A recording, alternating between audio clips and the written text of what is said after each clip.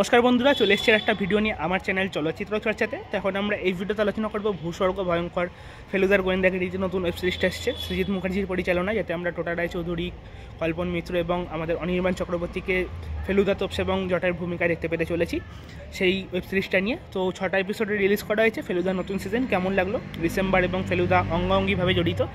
তো চলুন বেশি সময় নষ্ট না করে শুরু করে দেওয়া যাক আজকের এই ভিডিওটা। Let start.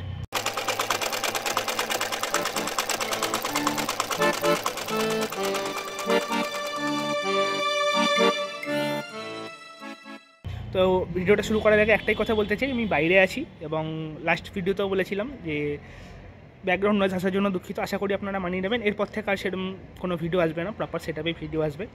তো চলুন ডাইরেক্ট শুরু করা যাক রিভিউটা। তো দেখুন, ওভারঅল গল্পটার ব্যাপারে নতুন করে বলার কিছু নেই। ফেলুদার গল্প যারা পড়েছেন তারা জানেন, এছাড়া যারা সানডে সাসপেন্সে শুনেছেন বা অন্যান্য অডিও স্টোরি প্ল্যাটফর্মে শুনেছেন তারাও গল্পটা জানেন। এবার এখানে কী কী জিনিস চেঞ্জেস করা হলো সেটা নিয়ে এখানে আলোচনা করা যেতে পারে, তো সেটা নিয়ে তো অবশ্যই আলোচনা থাকবে।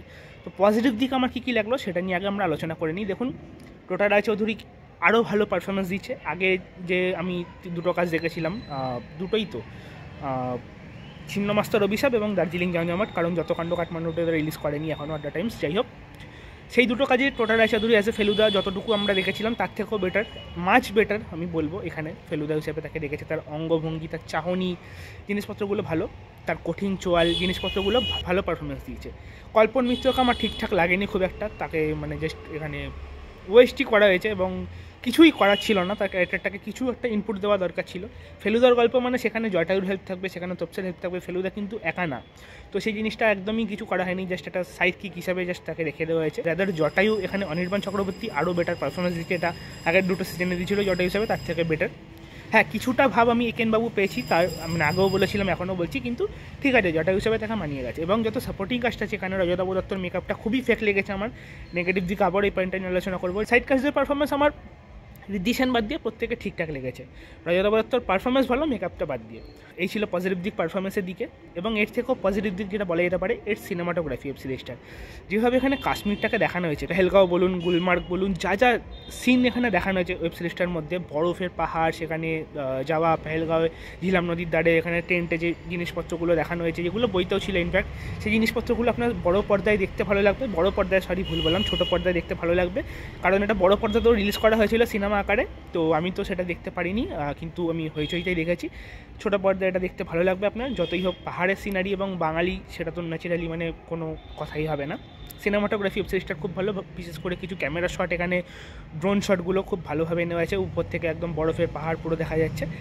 নেক্সট বলবো, ওয়েব সিরিজটার মধ্যে কিছু চেঞ্জেস করা আছে, সেগুলো খুব মানে মাইনিউটলি করা হয়েছে। কিছু জিনিস ওয়ার্ক করেছে, কিছু জিনিস ওয়ার্ক করেনি। যেমন এখানে ওভারঅল যে গল্পটা আমার ফেভারিট গল্প না। দেখুন, দু একটা গল্প আছে ফেলুদার, যেমন যেটা সন্দীপ রায় বের করলো, নয়ন রহস্য কিংবা ভূস্বর্গ ভয়ঙ্কর, অ্যাজ এ স্টোরি কিন্তু খুব একটা ভালো স্টোরি না।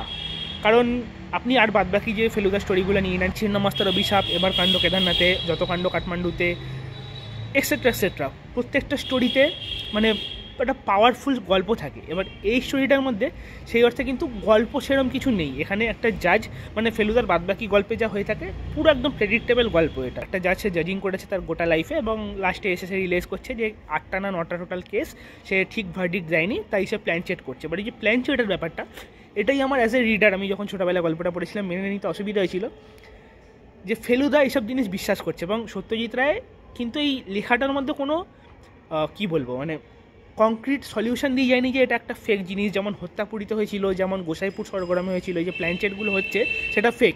এই গল্পে কিন্তু এটা অরিজিনাল প্ল্যানচেট হিসেবে দেখানো হয়েছে, সেটা আমার মেনে নিতে অসুবিধা আছে। যদিও ফেলুদা বারবার একটা কথা বলে, তার মনটা খুব খোলা, সে সমস্ত কিছু স্বীকার করে নিতে পারে, কিন্তু এই জিনিসটা অ্যাজ এ রিডার আমার পছন্দ না। তো সেই জিনিসটা কিন্তু এখানে ডিরেক্টর সৃজিত মুখার্জি চিত্রনাট্যের মধ্যে কিছুটা টুইক করেছে এবং সেটা আমার জন্য ভালো লেগেছে। এবং সেই জিনিসটা খুব মাইনিউটলি ছুঁয়ে যাওয়া হয়েছে, কিন্তু বিলিভেবল মনে হয়েছে আমার ক্ষেত্রে গল্পটা। এবং আরেকটা জিনিস, এখানে কাশ্মীরের যে তখনকার দিনে সময় প্রেক্ষাপটে গল্পটা ফেলা হয়েছে, পাকিস্তানের সাথে যুদ্ধ, এই জিনিসপত্রগুলো কিন্তু যতটুকু টাচ করে যাওয়া হয়েছে এখানে, ততটুকু ভালো লেগেছে আমার। পাকিস্তানে ইনফ্যাক্ট শুরু হয় সিনটা পাকিস্তানে একটা বেস ক্যাম্প দিয়ে, এবং সেখানে যা যা জিনিসপত্র হয় সেটা গল্পের মধ্যে যেভাবে জড়িয়েছে সেসব ঠিকঠাক লেগেছে আমার। তো এই ছিল আমার জন্য ওয়েব সিরিজটার পজিটিভ দিক। এর মধ্যে যে চেঞ্জেস করা আছে সেগুলো ভালো লেগেছে। এর পারফরমেন্স তো নো ডাউট ভালো, এবং মানে লাস্টে গিয়ে ফেলুদা যেভাবে রহস্য উন্মোচন করে সেটাও ভালো, এবং সিনেমাটোগ্রাফি তো নো ডাউট ভালো।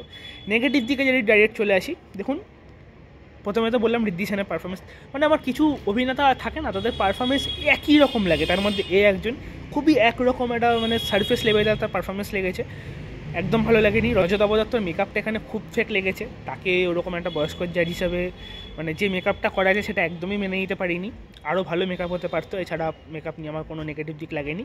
আর একটা যেটা নেগেটিভ দিক বলবো, দেখুন এটা পজিটিভ দিকও বলেছি যে পাকিস্তানের অ্যাঙ্গেল টানা হয়েছে, পাকিস্তানের সাথে যুদ্ধ, তৎকালীন যে দাঙ্গা কাশ্মীর, এই জিনিসপত্রগুলো গল্পের মধ্যে ইনকর্পোরেট করা হয়েছে, কিন্তু লাস্টে গিয়ে মানে 5 এবং 6 নম্বর এপিসোডে সেই জিনিসটার কোনো জাস্টিফিকেশান দেওয়া নেই বা সেটার কোনো এন্ড নেই কোনো। প্রথম 4টা এপিসোডে সেই জিনিসপত্রগুলো গল্পের সাথে খুব ভালো যাচ্ছে, ফেলুদা তদন্তও চলছে, তার সাথে ওই জিনিসপত্রগুলো চলছে, কিন্তু লাস্টে গিয়ে কোথাও যেন ওই জিনিসটা পুরো ভ্যানিশ হয়ে যায়, মূল গল্পে যেন ঢুকে যায়, মানে ওভারঅল যে ফার্স্ট থেকে জিনিসপত্রগুলো দেখানো হলো সেটা এন্ড হয় না কোনো, এই জিনিসটা আমার নেগেটিভ দিক লেগেছে।